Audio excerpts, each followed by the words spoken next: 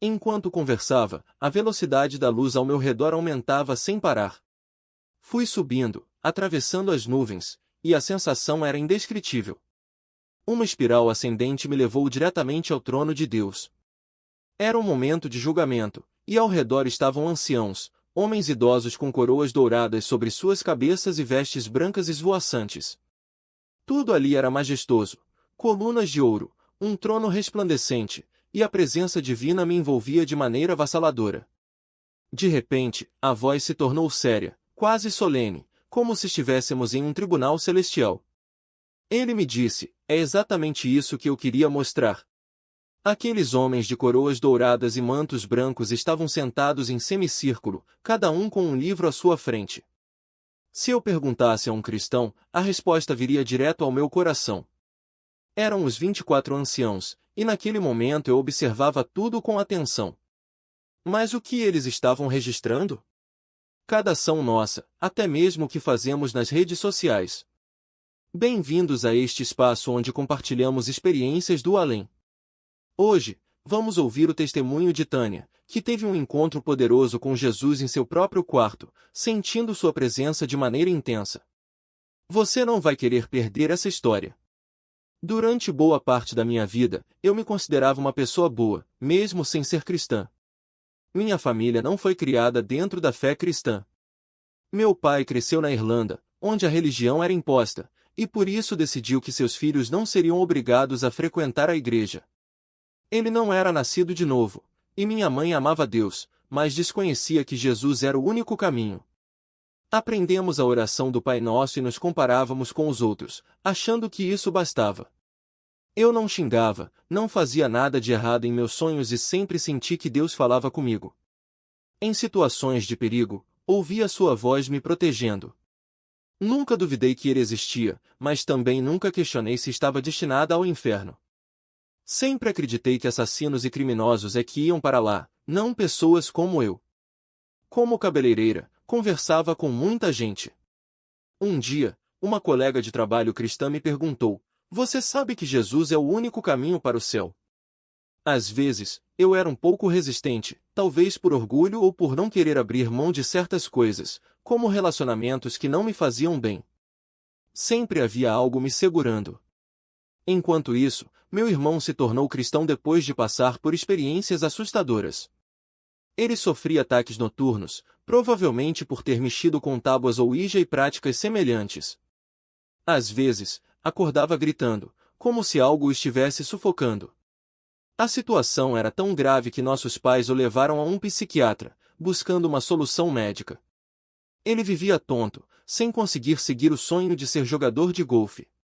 Foi quando decidiu entregar sua vida a Cristo.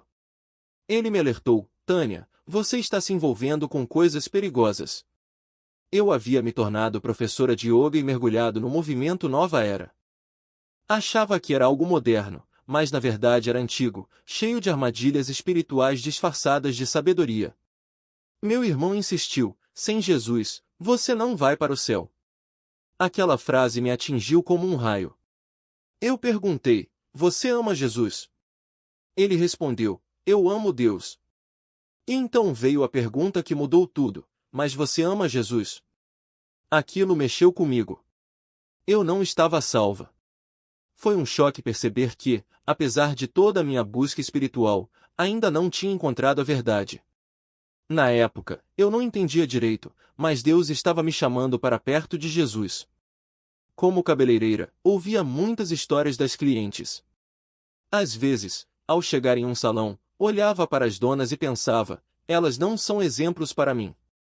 Muitas pareciam mais preocupadas com aparência e dinheiro do que com amor ao próximo. Por isso, eu buscava algo diferente. A mensagem que deixo para quem está ouvindo é: busquem a Deus de todo o coração, pois Ele responde. O Pai está chamando cada um para Jesus, e compartilhar testemunhos como este pode ajudar outras pessoas. É importante ouvir sua voz, pois Ele fala. Minha jornada continuou assim, ouvindo histórias e questionando minha própria fé. Eu já sabia que Jesus era o único caminho, mas ainda não tinha experimentado seu amor e paz verdadeiros.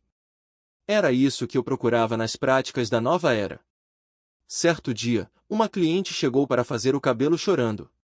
Seu marido havia falecido recentemente, e eles eram muito jovens. Aquela mulher me chamou a atenção porque, mesmo no meio da dor, ela transmitia uma paz que eu nunca tinha visto. Ela disse: se não fosse por Jesus, eu não conseguiria levantar da cama de manhã. Ficaria no escuro, chorando pela perda do meu marido. Aquilo me fez pensar: será que Jesus é apenas um Deus distante, trancado nas igrejas?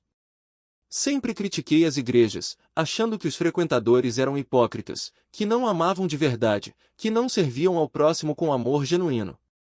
Por isso, me afastei e busquei outras respostas. Mas aquela mulher era diferente das professoras de yoga e dos gurus que eu seguia. Elas ensinavam a deixar as emoções de lado para alcançar um estado elevado de consciência, a não se apegar ao sofrimento, a esvaziar a mente. Já ela vivia suas emoções, mas tinha uma paz que eu não encontrava em nenhum outro lugar. Até as professoras mais jovens reconheciam isso. Sua tranquilidade era palpável, quase tangível. Naquele momento, entendi que Deus estava falando comigo através dela, pois o Espírito Santo habita nos cristãos nascidos de novo e se comunica conosco quando estamos abertos. Jesus disse: se ouvirem a minha voz, não endureçam o coração. A vida é corrida, mas precisamos aprender a ouvir aquela voz suave e constante. Sempre que sentia que algo não estava certo, como a mulher que avisou o marido sobre um perigo, eu mentalmente dizia: Jesus, me ajude. E anotava aquilo na memória. 2 anos depois, recebi a pior notícia da minha vida. Minha filha estava muito doente, e os médicos disseram que eu poderia perdê-la.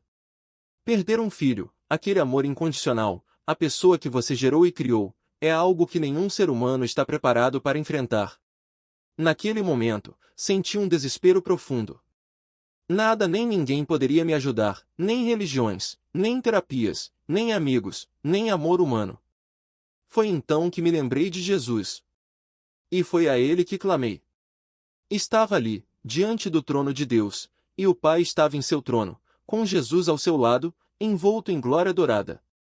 A cena era de uma solenidade que transcendia qualquer palavra, mas ao mesmo tempo havia uma ternura inexplicável no ar. Era como se o próprio céu respirasse justiça e misericórdia ao mesmo tempo.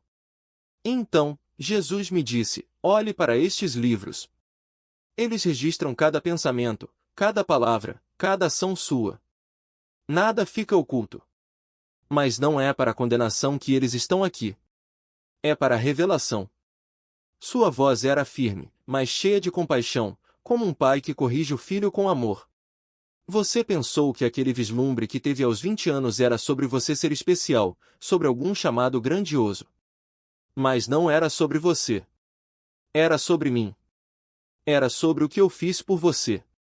De repente, as páginas dos livros começaram a se abrir diante de mim, e eu vi minha vida como nunca havia visto antes.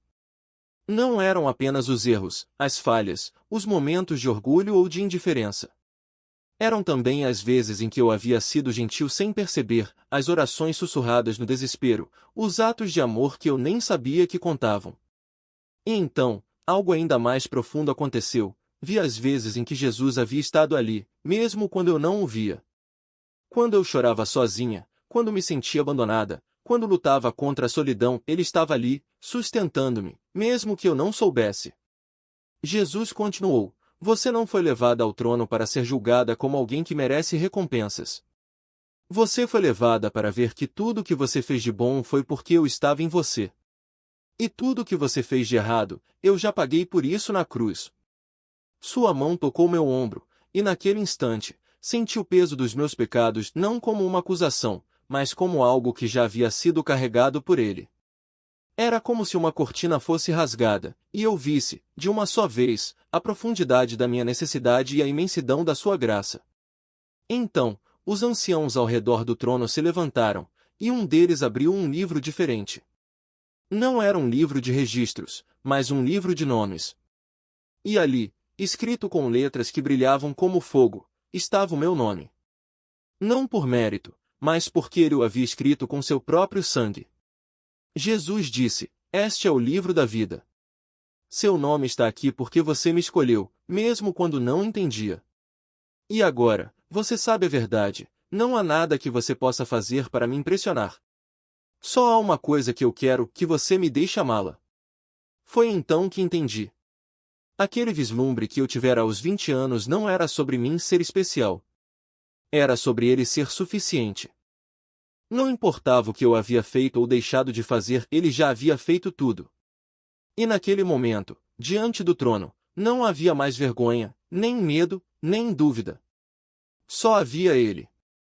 E sua presença era tão intensa que eu não conseguia mais distinguir onde terminava o meu coração e onde começava o dele. Quando voltei a mim, ainda estava no chão da minha sala, mas algo havia mudado para sempre. Não era mais a mesma pessoa. O desespero havia se transformado em paz, a solidão em plenitude, e a dor em gratidão. Eu sabia que minha filha ainda estava doente, mas agora eu sabia também que não estava sozinha. Jesus estava ali, não como uma ideia distante, mas como uma presença real, que havia me segurado quando eu não tinha mais forças. E então, algo extraordinário aconteceu, a paz que eu sentia começou a transbordar. Não era algo que eu pudesse guardar só para mim. Era como um rio que precisava correr, alcançar outras pessoas, contar a elas que, não importa o quão quebradas estejam, não importa o quão perdidas se sintam, ele está esperando. Ele não exige perfeição. Ele só pede que a gente vá até ele, com tudo que somos, nossos medos, nossas falhas, nossas dúvidas, e deixe que ele nos ame. E foi assim que comecei a entender o que significava viver não mais por mim mesma, mas por aquele que havia dado tudo por mim. Não era sobre religião, nem sobre regras, nem sobre tentar ser boa o suficiente. Era sobre um amor que não desiste, que não se cansa, que está sempre ali, pronto para nos levantar quando caímos. E esse amor, eu descobri, era real. Mais real do que qualquer coisa que eu já havia conhecido. O rosto do Pai não estava visível, mas o que eu via era um feixe de luz dourada, cristalina, que envolvia tudo ao redor. Era como se o próprio ar respirasse pureza, uma atmosfera perfeita, tão plena que, ao final daquele momento, eu não queria voltar. Não queria voltar. Não queria voltar. A cada repetição, a palavra ecoava dentro de mim como um lamento, como se meu coração soubesse algo que minha mente ainda não compreendia. Foi então que percebi, eu não entendia de verdade o que era a salvação.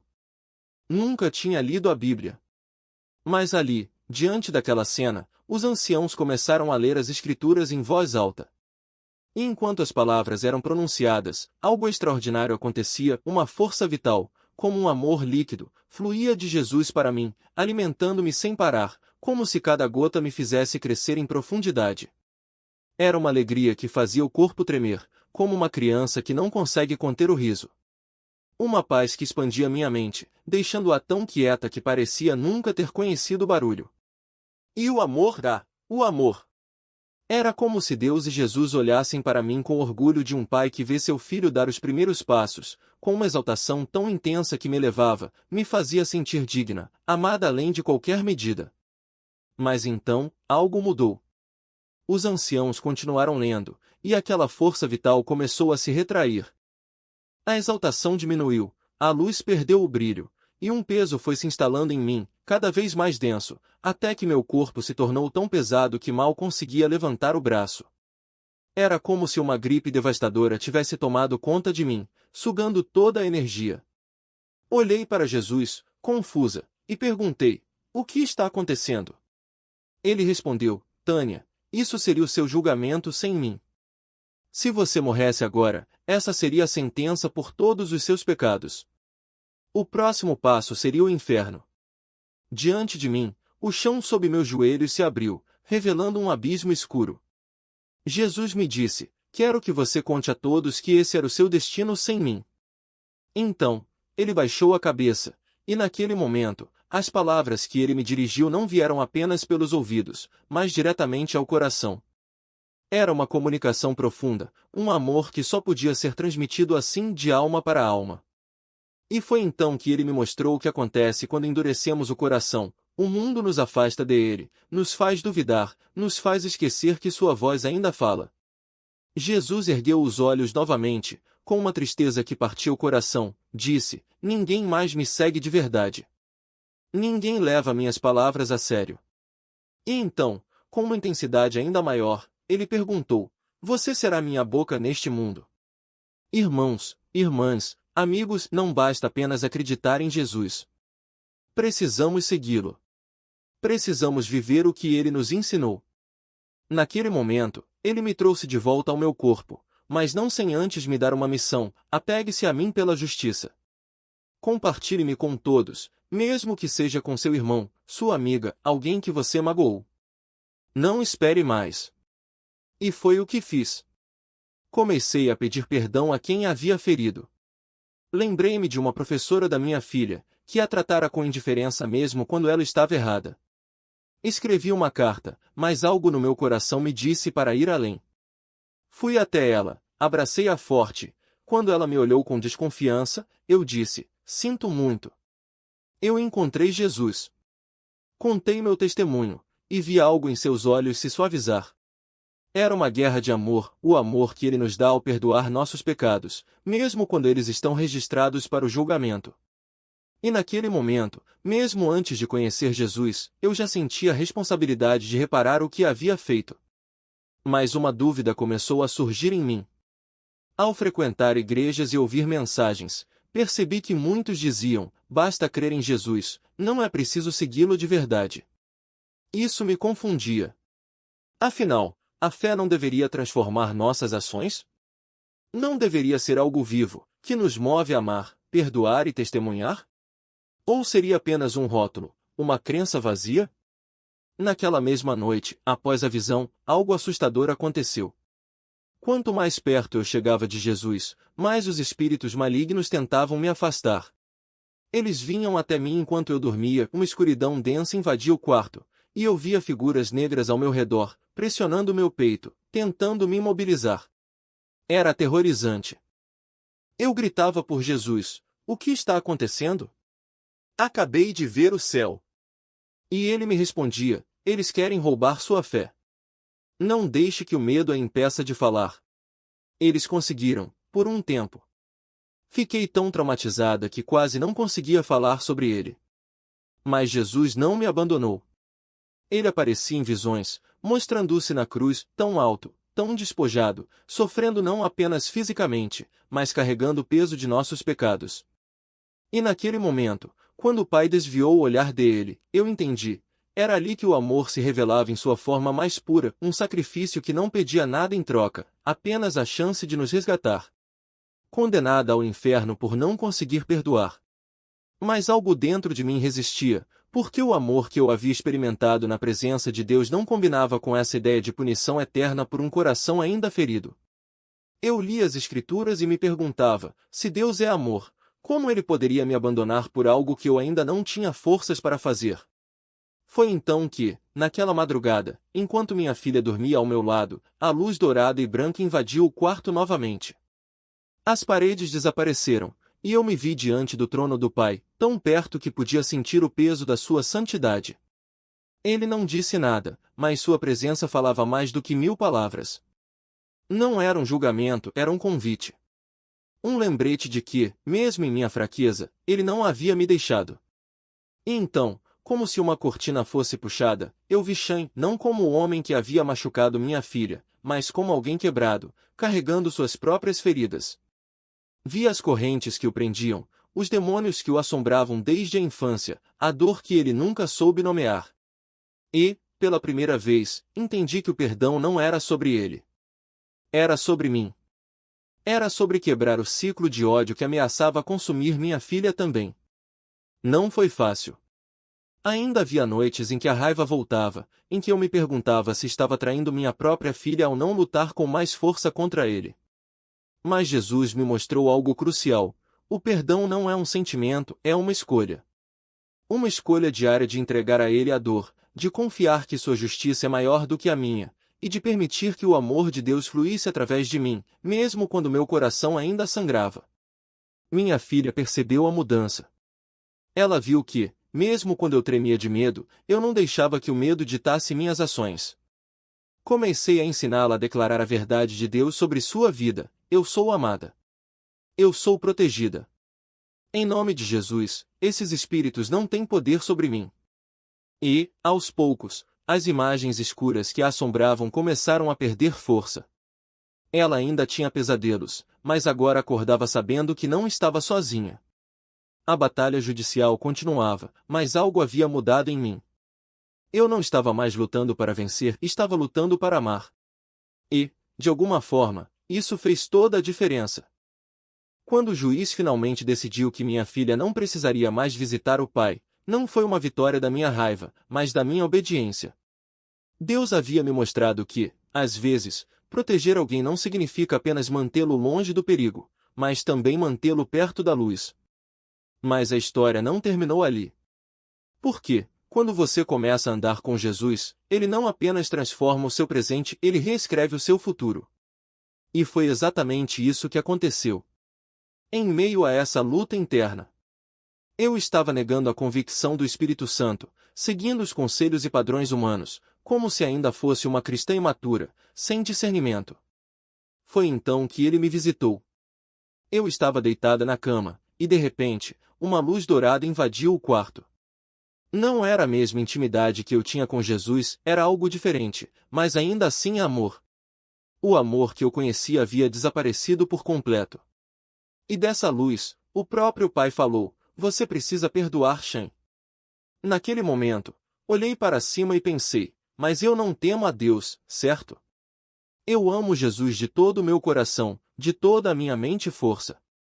Eu ouço, leio a Bíblia, faço tudo o que um cristão deve fazer. Tenho intimidade com Ele. E foi justamente por isso que eu soube que era Ele quem estava ali. Porque, mesmo enganada sem perceber, eu continuava me aproximando dele. Por isso, acredito que ele quis me mostrar o que estava prestes a acontecer, algo que muitos não compreendem.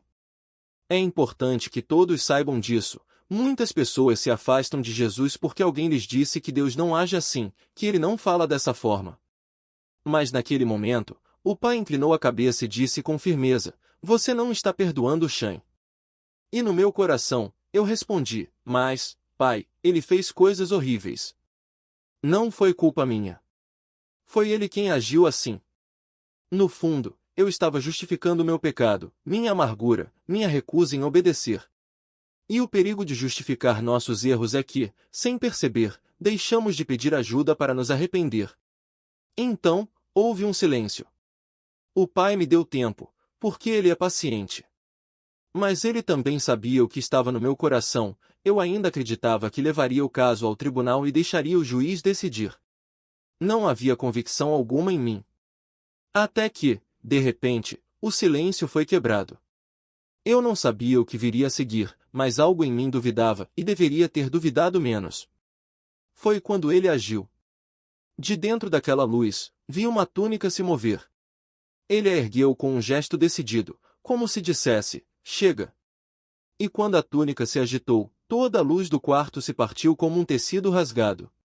Fui lançada para longe, arremessada com uma força que não consigo descrever. Mas não era o impacto físico que me assustava, era a ausência. Toda a bondade, todo o amor, toda a paz, toda a alegria que eu conhecia foram arrancados de mim naquele instante. Foi a sensação mais horrível que já experimentei. Eu estava caindo, girando, descendo e sabia exatamente para onde: o inferno. Eu entendi na hora. O pai estava me mostrando o que aconteceria se eu não obedecesse. Se você não perdoar, é para lá que vai. E naquele momento, compreendi o que significava estar separada de Deus. Meu corpo começou a convulsionar, a tremer sem controle. Só conseguia pensar: Shan, eu só queria amar aquele homem. Queria pedir perdão e devolver a filha dele. Queria ser diferente. Porque foi naquele instante que entendi: a falta de perdão havia me roubado tudo. Jesus disse em Mateus que, se não perdoarmos, o Pai não nos perdoará. E a dor de estar longe dele era insuportável. Não estou dizendo que Deus fez aquilo para me assustar, ele me tirou da minha ilusão. Eu estava tão ferida, tão presa na minha dor, que não conseguia ver a verdade. Mas ele me libertou. Libertou-me da prisão do ressentimento, da autopiedade, da ideia de que minha filha valia mais do que a obediência a ele. Porque quando colocamos nossos desejos acima dos mandamentos de Deus, estamos adorando ídolos. E ídolos sempre nos levam ao pecado. Aquela experiência durou horas. 4 da manhã, 5, 6, 7. Meu corpo tremia sem parar. Precisei tomar um remédio para aliviar as contrações nas pernas. Esperei, orei, clamei por perdão. E quando o sol nasceu, peguei o telefone e liguei para Chan. Ele atendeu, algo que me surpreendeu, pois estávamos em meio a um processo judicial. Mas ele atendeu. E eu disse, Chan, sinto muito. Sinto muito por você não ter visto sua filha nos últimos 3 meses. Por favor, me perdoe. Deus me visitou ontem à noite e me mostrou que eu não estava perdoando você. Estou deixando tudo de lado. Vou devolver sua filha. Onde você está? Ele hesitou por um momento, como se não acreditasse. Você está falando sério? Eu respondi, sim. Deus me mostrou que eu estava errada. Preciso consertar isso. Então ele disse, estou no telhado agora. Vou descer em alguns minutos. E eu insisti, não. Diga onde você está. Preciso ver você agora, desabou no sofá, exausto, como se tivesse acabado de lutar contra um inimigo real.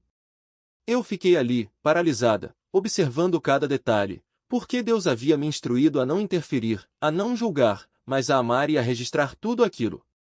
Enquanto ele estava ali, imóvel, com os olhos ainda arregalados e a respiração ofegante, eu comecei a entender algo profundo. Não era ele quem estava agindo daquela forma. Era algo dentro dele, algo que se alimentava da raiva, da dor não resolvida e da falta de perdão.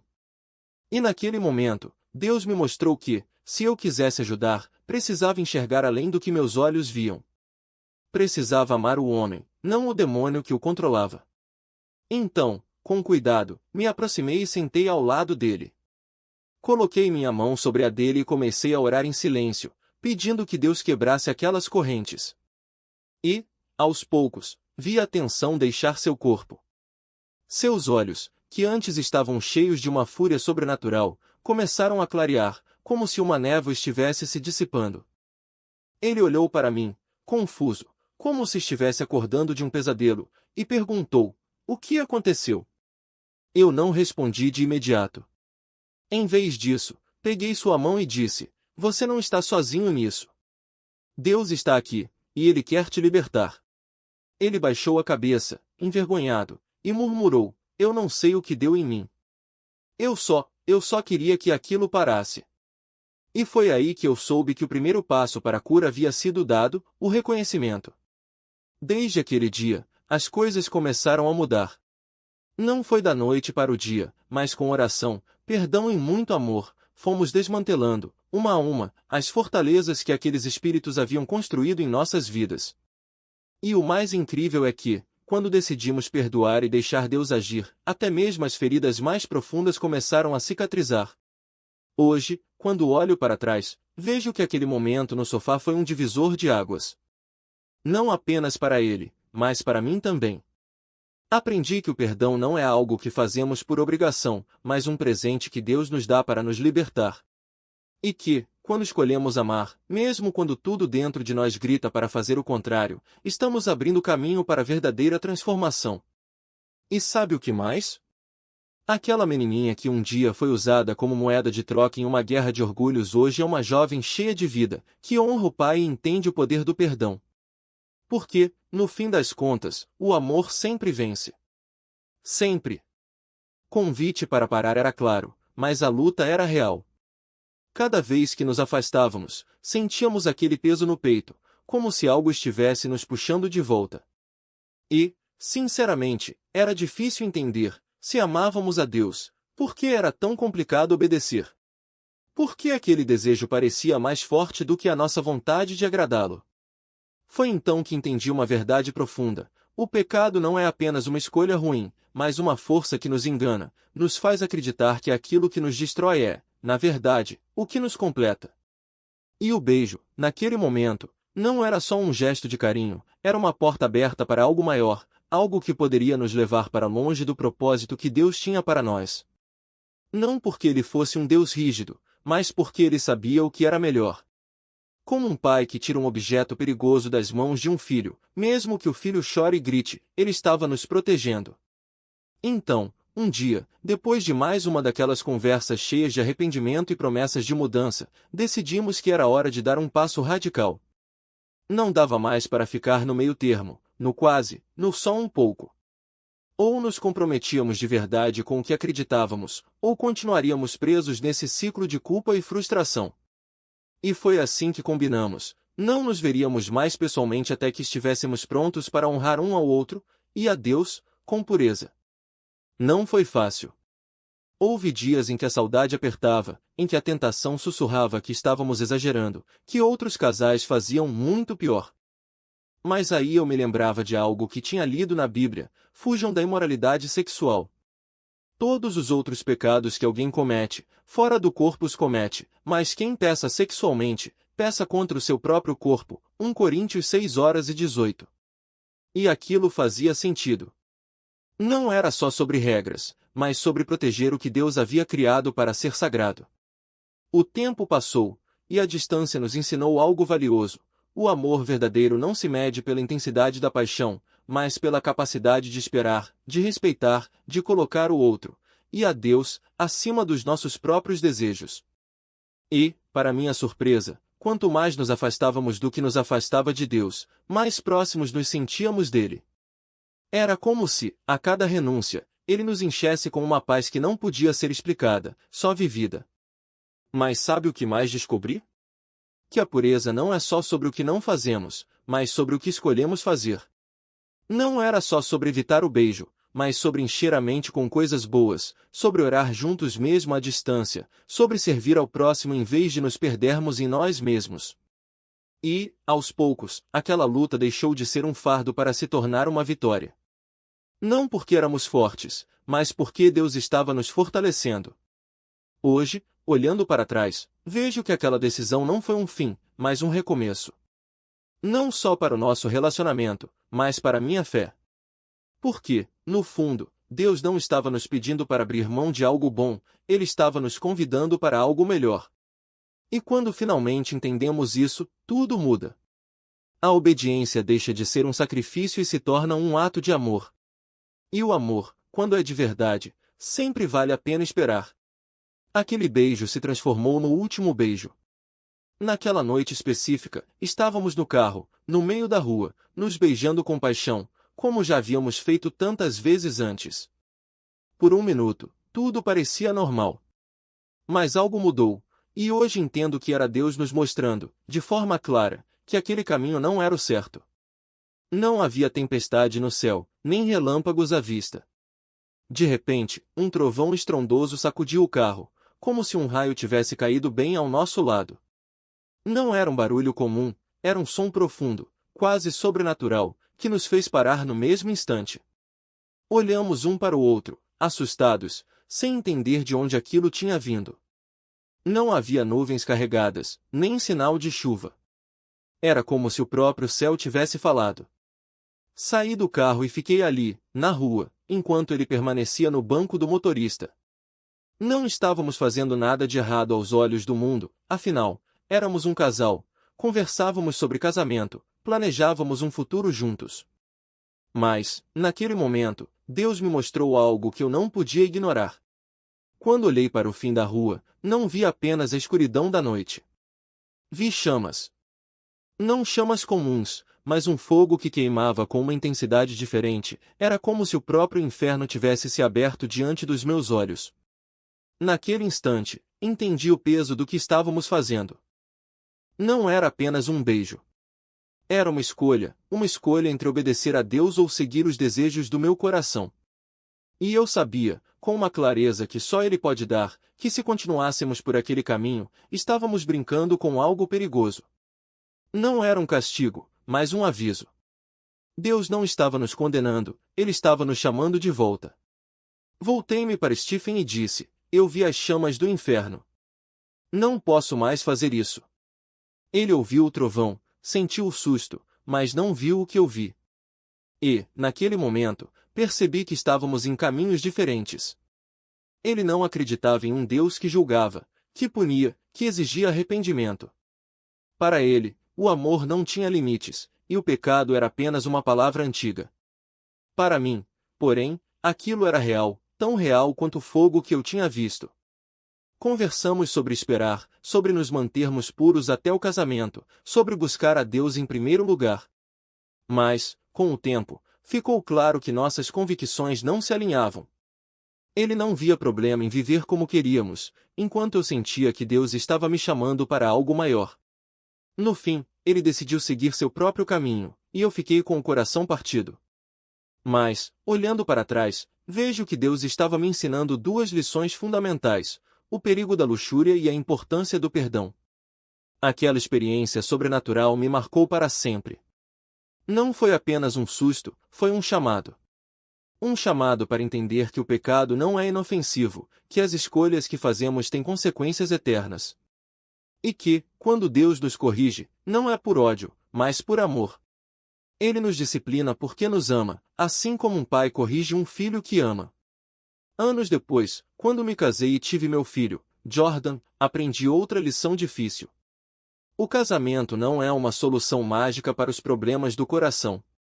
Quando meu primeiro casamento terminou, entendi o que Jesus quis dizer quando falou sobre não se casar novamente após um divórcio, a menos que houvesse reconciliação. Não era uma regra rígida, mas um princípio de fidelidade, uma forma de honrar o compromisso que um dia fizemos. E, embora tenha sido doloroso, hoje vejo que Deus tinha um propósito maior para mim na singeleza. Hoje, sirvo a Deus com alegria, mesmo que isso signifique estar sozinha. Não é uma vida de privação, mas de plenitude. Porque, quando você entende o que é estar longe de Deus, mesmo que por um instante, você percebe que o inferno não é apenas um lugar distante. É a ausência de tudo que é bom, de tudo que ele é: amor, paz, alegria. E isso é insuportável. Por isso, compartilho minha história. Não para assustar, mas para alertar. Muitas pessoas acham que são boas o suficiente para merecer o céu, que suas pequenas falhas não importam. Mas a verdade é que Deus não nos pede perfeição, Ele nos pede arrependimento. Ele nos pede para escolhermos, todos os dias, viver para Ele. E como fazemos isso? Como mantemos um relacionamento íntimo com Deus em meio às distrações da vida? A resposta é simples, mas nem sempre fácil: confiamos nele de todo o coração. Não é sobre sentir sua presença o tempo todo, mas sobre crer, mesmo quando não sentimos. É sobre lançar nossas ansiedades sobre ele, porque ele cuida de nós. É sobre não colocar nada, nem filhos, nem trabalho, nem relacionamentos, acima dele. Muitas vezes, caímos na armadilha de achar que, porque estamos ocupados servindo, estamos perto de Deus. Mas Ele quer nosso coração, não apenas nossas ações. Ele quer que o amemos como no primeiro dia, com a mesma paixão, a mesma entrega. E, quando nos sentimos estagnados, quando a rotina toma conta, é hora de voltar ao primeiro amor. Hoje, meus filhos já cresceram e saíram de casa. Houve momentos em que me senti perdida, sem propósito. Mas Deus me mostrou que o vazio não vem da falta de ocupação, mas da falta de comunhão com Ele. Quando voltei a compartilhar meu testemunho, quando voltei a buscar sua presença, a alegria voltou.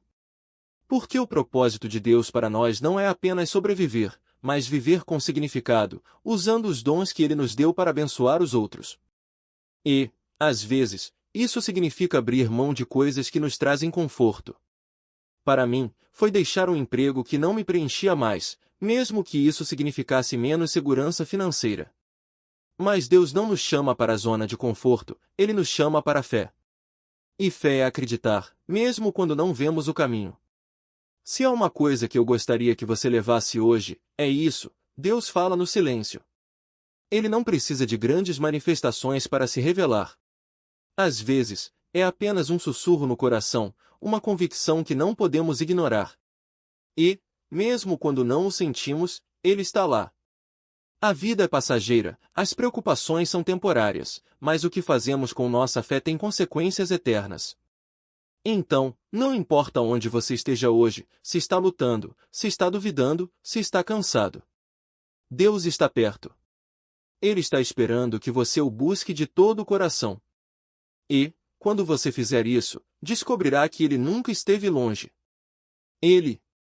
Isso é natural, porque a distância entre nós e Deus não é medida em metros, mas em entrega. Quando somos novos na fé, às vezes ouvimos com mais clareza, como um chamado fresco, uma voz que ressoa no silêncio. Mas à medida que crescemos, aprendemos a buscá-lo não apenas em momentos de êxtase, mas na quietude da meditação em sua palavra. Fechamos os olhos não para esvaziar a mente, como faz o mundo, mas para enchê-la dele. Não se trata de esvaziar pensamentos, mas de preencher o coração com o Espírito que habita em nós. Ele é nosso refúgio, nosso lar. Mas precisamos vigiar para não nos deixarmos contaminar pela carne, pelas distrações que nos afastam dessa intimidade. É um exercício diário, refletir, se arrepender, voltar para ele. Quanto mais nos aproximamos, menos espaço damos para o que nos afasta. E o amor por ele se torna tão profundo que, quando olhamos para quem ainda não o conhece, sentimos um peso no coração. É como ver alguém à beira de um abismo sem saber que há uma mão estendida. Jesus espera por cada um com um amor que não conseguimos mensurar. A vida é breve, como um sopro.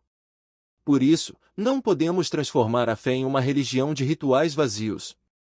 É um relacionamento vivo, onde a imperfeição não é desculpa para a distância, mas convite para a humildade. Deus dá graça aos humildes, e Ele se alegra quando nos achegamos a Ele como crianças, simples, sinceras, dependentes. Lembro-me do dia em que o recebi de verdade.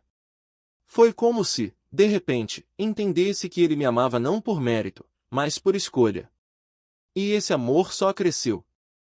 Quando partirmos deste mundo, imagino que Ele estará ali, esperando, como um pai que se alegra com o retorno do filho. Não com reprovação, mas com festa. Porque, no fim, o que importa não é o quanto erramos, mas o quanto permitimos que Ele nos transformasse. E essa transformação começa quando paramos de justificar nossos erros e simplesmente os entregamos. O pecado nunca vale a pena. Ele rouba a paz, enfraquece a família, abre brechas para o inimigo. Mas Deus nos equipou para a batalha, a couraça da justiça, o cinturão da verdade, as sandálias do evangelho da paz, o escudo da fé, que apaga os dardos inflamados do maligno. Hoje, muitos lutam com pensamentos acelerados, distrações, ansiedades. Mas a paz de Deus ultrapassa todo entendimento. Não precisamos buscar respostas em homens ou em nós mesmos. Ele é um Deus ciumento, que deseja nossa atenção total. E quando aprendemos a silenciar o barulho do mundo, sua voz se torna clara. É nesse lugar de quietude que Ele nos ensina, nos guia, nos restaura. Para aqueles que estão em meio a lutas, seja em um casamento difícil, uma relação ferida ou uma dor que parece insuperável, Deus oferece um dom sobrenatural, a capacidade de perdoar, de sentir a dor sem se deixar paralisar por ela.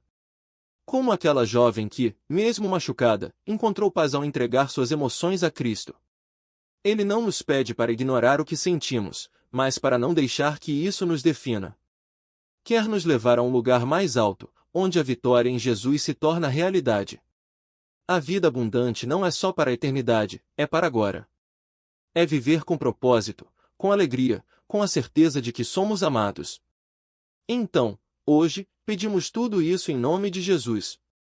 Que cada coração que ouve estas palavras seja tocado pela paz que só Ele dá.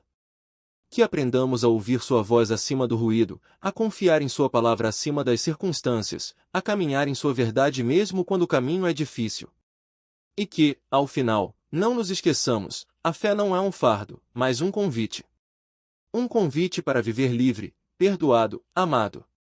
Para deixar que Ele escreva nossa história, mesmo quando não entendemos os capítulos.